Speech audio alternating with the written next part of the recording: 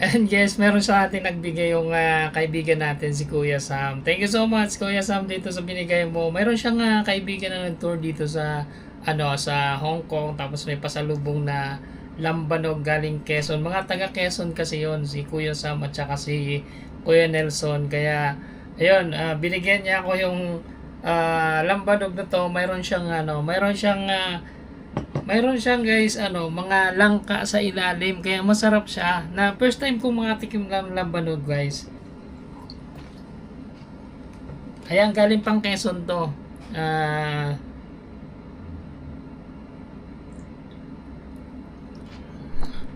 Matapang siya pero masarap siya kasi lasa-lasa yung langka. Ang kita nyo, puro langka yung nasa ilalim yan. Kaya masarap siya. Kaya thank you so much Kuya sa pagbigay nitong galing pang syempre galing Pilipinas. Kaya yan, sino ang nakatikim na sa inyo nito guys na lambanog, syempre made in the Philippines. Oh, cheers. Matapang. Pero masarap.